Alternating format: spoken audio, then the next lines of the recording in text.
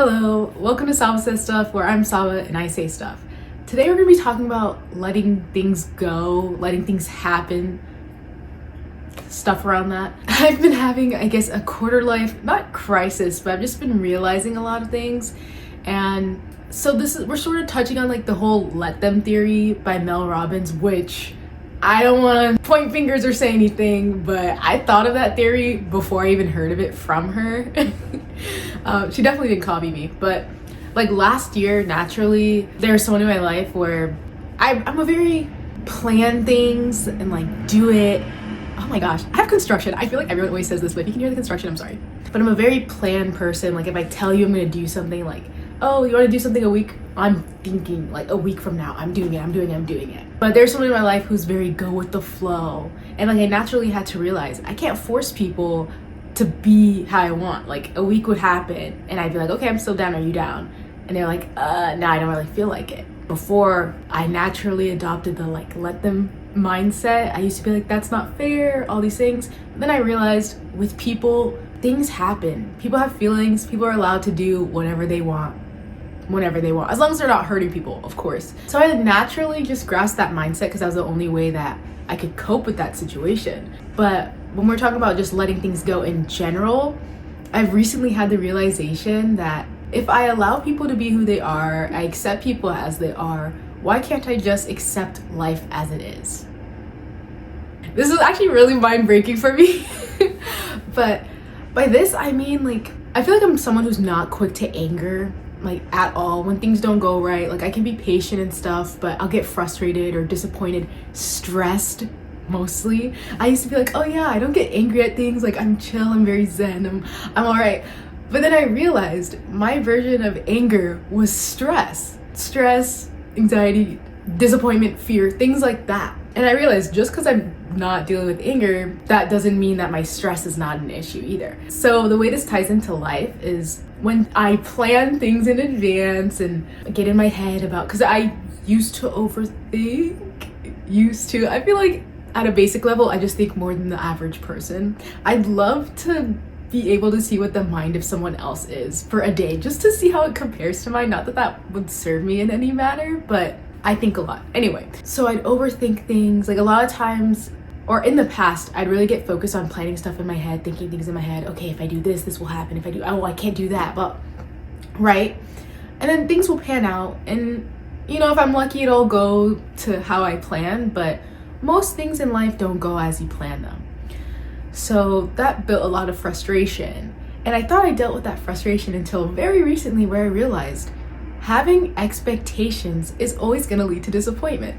That's not groundbreaking information, but even without regards to plans, when the weather is cold and it's windy and I forgot a jacket, like I can just be there and be frustrated and angry, or I can just deal with the fact that it's cold and move along my way. Like, yeah, it's easy to get frustrated and stressed and disappointed in yourself. Like, why didn't I prepare better? But at the end of the day, the wind isn't gonna stop when you're angry. They're not gonna stop because you're disappointed. If you're gonna have to go through it regardless, might as well go through it without that resistance of being angry at what the world's throwing at you. I sort of had this realization when I was taking a shower, and it was just making a loud squeaking noise. And I was like, you know what? I'm grateful that the shower doesn't usually squeak to the point where the squeak noise is something that could irritate me, but I'm just gonna let it happen. And then rather than frustrating over it, after like a minute, it stopped squeaking. I mean, that's one of the situations where the thing's fixed itself. Yesterday, I was waiting at the bus for 30 minutes in the cold, and I just kept waiting there like, you know what? It's okay. It's cold, it's windy, it's fine. A bus is gonna come. And I was thinking that after 10 minutes, but no, a bus didn't come till 30 minutes, but it's okay. The point is we can't control everything. So if you're gonna have to go through an less than ideal situation, might as well have a good mindset about it.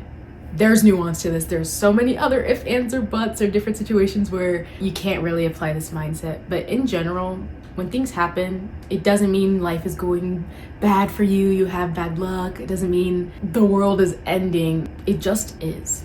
The world just functions. It's either a sunny day or a cloudy day, or it's raining. It just happens. It doesn't mean anything. Which that I could go into a whole video about nothing means anything, everything only means the meaning that you put onto it. I feel like that'd be interesting. That's for another day. And I guess I'll tie it into fat loss since that's what my account is about. I've been on so many weight loss journeys, and I say specifically weight loss journeys because I was just prioritizing getting the number on the scale down as quickly as I could. And a lot of those journeys I ended up gaining the weight back because that's not the best mindset. But in those situations, I was so held on to the idea of trying to lose weight no matter what that I sort of lost the plot. And I feel like that's a big pattern in life. When you get to the point where you want things so much, you don't realize it, but you're grasping onto it so hard.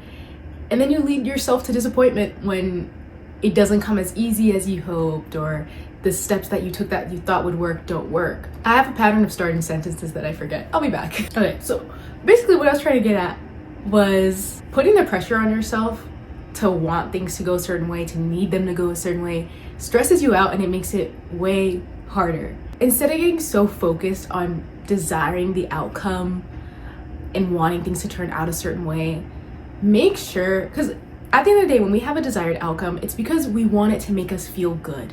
The desired outcome is going to benefit our life in some sort of way. But when you focus on the outcome and don't think about the process along the way, you end up with an outcome that isn't the best. So at the end of the day, okay, wanting to get the scale down, what do I really want from that? Like, I want to have a body that I'm able to move in freely, one that I'm proud of, whatever, comfortable to wear clothes and stuff. But when you grasp so hard onto wanting the number to go down, rather than like thinking, okay, getting the number down is gonna benefit my life and like make it easier, the process of just being strict on yourself to make it happen leads to you not feeling good, right? So it's counterproductive. The desired outcome is to feel good, but I'm doing all these things that don't make me feel good in order to get there.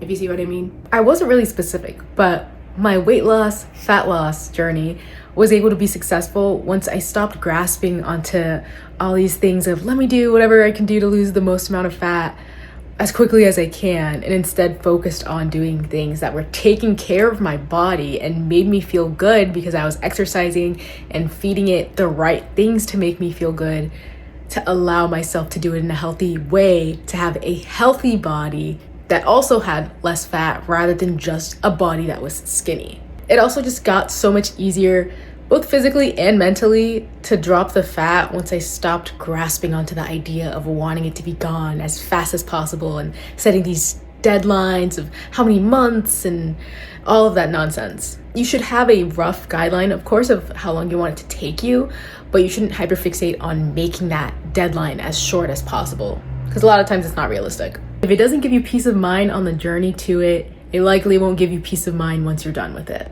And also another thing that helped me realize this was there was a bug in my room the other day, and I get scared about bugs and like killing them, and it's like grosses me out. But instead of getting in all the fear and anxiety in my head of like, oh my god, there's a bug, oh my god, I have to get rid of it, how am I gonna do it? I can't do it. I just took a deep breath and I was like, you know what? I don't want this bug. I'm so much bigger than this bug. In the grand scheme of things, the bug is just living. The bug is doing it did not purposely go into my room to irritate me. It's just existing and it doesn't even know that it's bothering me. So I just captured it, walked outside, let it go. Like for the first time, like the most peaceful way I've ever captured a bug, and I was very proud of myself. But the point is, when things are not going your way, like sometimes it's not even not going your way because it's supposed to irritate you. It's just happening. Like the bug is just existing. It sees a wall, it's crawling on a wall. Just let it crawl on the wall and then get rid of it if you want. And it's important to let go, because when you let things just pan out as they do, because at the end of the day, we can't control everything that happens in our life, you'll be more at peace and more content with the things that happen, because rather than putting a meaning and projecting negative things to situations that happen poorly or not as you expected in your life, you're just able to exist and be grateful for the things that do go well. Life is just so much easier when you have peace of mind and operate with peace of mind instead of letting everything get under your skin. Future me again. I always think of things after I film a video, but another thing about holding on to things so much is that sometimes you just gotta let them go. And it's not just like, oh, you need to let them go, get over it. But it's because when you don't let go of things, usually you need to let go because they no longer serve you. If you have to force something to work, then it's not meant to work. And when you let go, oftentimes you'll be open to different opportunities that are meant for you, and things will fall into place, but they wouldn't fall into place if you just kept your mind narrow and tried to force something to work that just wasn't meant to work. That also sort of ties into the whole trying to fit a square peg into a circle hole, whatever the saying is. Just because you try to force something to work doesn't mean it's gonna work. Instead of focusing so hard on trying to make something work, just let go, and sometimes things just fall into place. When you hit a roadblock, it's better to spend that time trying out different techniques to find one that works, rather than staying focused on one technique and spending hours on it when it just wasn't meant to work and you should have let go of it earlier. An example of this literally just happened to me. I lost my house key a couple weeks ago, and I was like, you know what? Instead of looking in the same places 100 times, I'm gonna find it eventually in the future. It's okay. Use caution with this method, because obviously if you dropped your house key on the middle of the road in front of your house, that's an issue. But I had a feeling I didn't drop it. And then today I just went for this walk and I was looking for a shirt that I wanted to wear, and I just could not find it no matter what. And I was like, you know what? Maybe I'm not meant to wear this shirt. I try on a different set of outfits.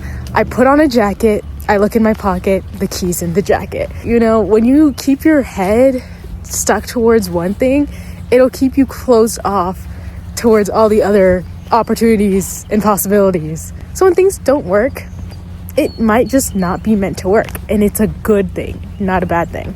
So basically, I'd say my challenge to you is realizing the points in your life, through your daily routine or whatever, that you notice you're putting expectations and you're putting bad meanings onto things that don't have to be bad. Or just notice the situations where things don't go as you planned and you react negatively to them. Because like I was saying with the whole stress thing, I didn't realize 80% of my day was me being stressed about things. And if you just focus on what's happening present, a lot of the situations that stress you out are either in the future or in the past, which you can't even change. And something that's helped me a lot is just realizing I trust the future version of myself to deal with the situation when it comes up. And all I can do is do what's in my control in the present. And if it's not in my control, I just gotta let it go. That's it. See you in the next episode.